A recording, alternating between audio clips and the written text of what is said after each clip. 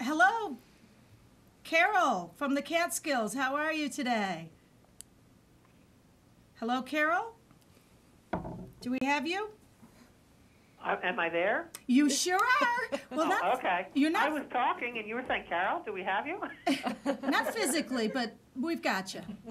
Okay, I'm back again. I am terrific. This is such a great idea that you guys have put together. I'm just so excited about it. Yes. Well Well done. We're really thrilled that you were able to call in. And are you going to tell us a little about what you're doing, or ask a question, or what do you think? What would you like me to do? You can do whatever, but tell us. Well, I'm going to dovetail a little bit, or build on a little bit, what Sebastian was talking about, and that is the leadership and groups and change. I'm primarily interested in creativity through education, working in a college university setting as a teacher. Mm-hmm. I'm interested in helping people get permission to use their brains in a different way.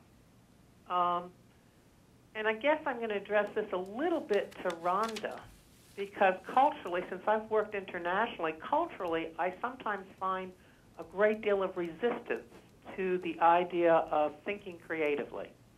It kind of may fly against political desires, cultural desires, and certainly in the educational realm, the traditional education model of Europe and some of the Middle Eastern countries. Sebastian. I will say that they're all interested in change leadership. So I have put together a little workshop that I've been doing and sort of taking on the road called Collaboration, Creativity, and Change Leadership. Now, they're really not interested in the collaboration and the creativity. They're interested in the change leadership. But they get hooked on the change leadership, and I bring the collaboration and creativity in. So I guess that's kind of a little bit of what I've been doing, and I'm doing it through the higher education venue. So I'm not associated with businesses per se.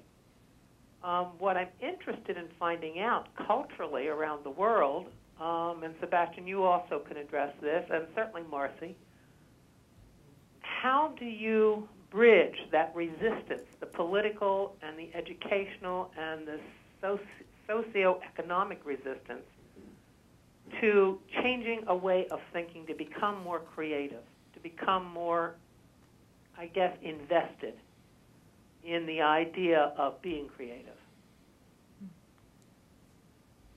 I have one point.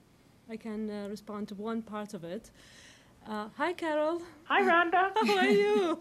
I'm just terrific. Good. It's good to hear your voice.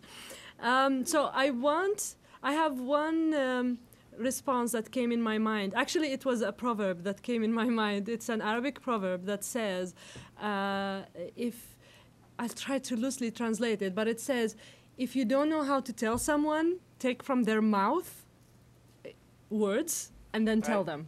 So you want to know, whatever it is, even if it's within the same culture you're in, you want to know what that person really values. Could be a historic figure, it could be an event that they're really attached to or something, and use that as an example to say, okay, you see, these, like, try to break it down. For example, if there is a hero in that person's mind or that group's mind, you say, you see, that person went through this part of their life, and this is the changes that he had to deal with, or she. They had to collaborate, they had to use different ways of doing it. So how can we use that example in our current thing? It could be something from the past, it could be something from the current, but whatever that's going on in their mind, if you can pull that one out, and it's very difficult, very tricky, but I think that maybe the trust issue comes at the beginning. Even before trying to change things, we try to build trust, I think,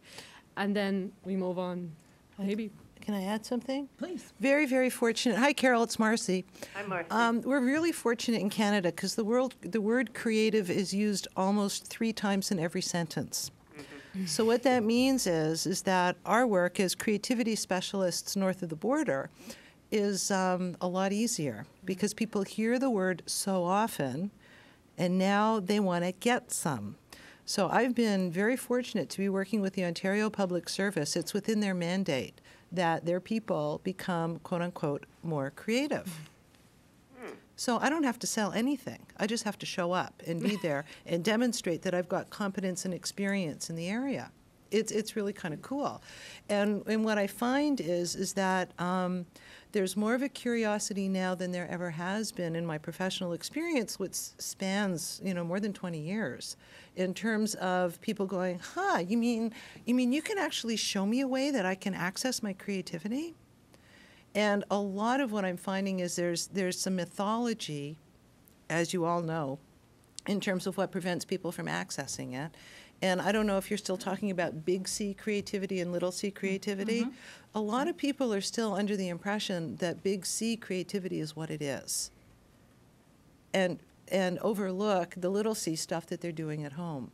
Right. So an approach that I use is let's look at it at home first, right? And I give people an example of a time when I felt really creative, and it had to do with a recipe of a cookie that my grandmother used to make. And the family liked it so much that I had to keep making these cookies over and over and over again. And each time I made the cookies, by the third time, enough was enough. So I looked in the fridge to see what else that I had, and there were some pine nuts. Well, the recipe didn't call for pine nuts. Is this a new idea? Was I using my imagination? Is this a new decision? Okay. Put pine nuts in, and those cookies got gobbled up just like the other ones did. And people go, right? And when they see that it really is within their capacity, that it really is within their normal way of acting, I don't think that creativity has been pointed out to people. I really don't. So when we have the opportunity of leveraging their own life, an example, and it's like, would you like to get a little bit better at that? I can show you some tools that you can use, so you don't have to worry about, did you give your tithing at church? You can go ahead and do it.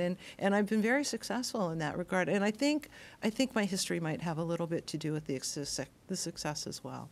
But it's talking to the people, the same thing that Randah said, But again, that's a great idea. Well, I'm primarily thinking, and perhaps Sebastian can address this as well, of trying to convince educational institutions that this is a program worth offering in their education program. Yeah, and the participants love it when it starts going, but it's the idea of getting it introduced into an educational program, because then you have a whole bunch of people who can then exponentially go out and make a difference. Yeah. Yeah. Let me check with Sebastian. Are you hearing us yet? Nope, he doesn't have audio at the moment. So. Well, and I'm just wondering, too, how much the politics within the academic institution has to do with the decision about bringing it in. Absolutely. That's really what I was addressing. Not only the politics within an institution, but in various cultures, sometimes the politics prohibit bringing change, because then they lose that control over the populace. Right. Well, and also you have to look at who's doing the hiring. And the pressure might need to come from the people who are doing the hiring as opposed to the people who are doing the educating.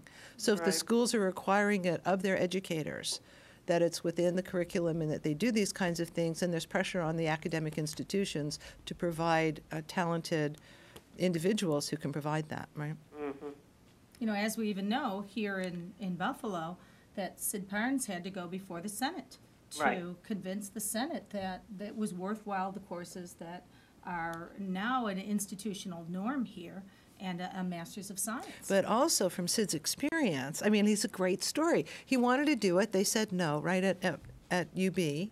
So he did it anyway, but he called it Retailing 101 and Retailing 102. Yep. Okay? And then imagine doing it in that kind of stealth way. Right. And getting the kind of measures that you need to prove that what it is that you're doing has some benefit, and then go and ask for yes. Well, I kind of stole the idea from Sid a little bit when I made the workshop Collaboration, Creativity, and Change Leadership. Yes, Change leadership. And so you know about using the right language, right? Yeah. Well, Carol, thank you so much for calling. We appreciate it, and we're glad to hear from you. You're most welcome. I thank you. I'm going to hang up, and now I'm going to watch the rest of it. All right. Excellent. Very good. Well, we're just going to wrap it up. We've just got a couple minutes left. So when we come back for the second half, we'll take some more callers. Plus, we'll also look at the future focus. So, anything else to add to either of those discussions before we close down for this half? It's just so much easier now than it was 20 years ago. It is so much easier now. You are so fortunate to be going out into the world now, doing it. So much. I'm almost envious. You know? I'm almost envious.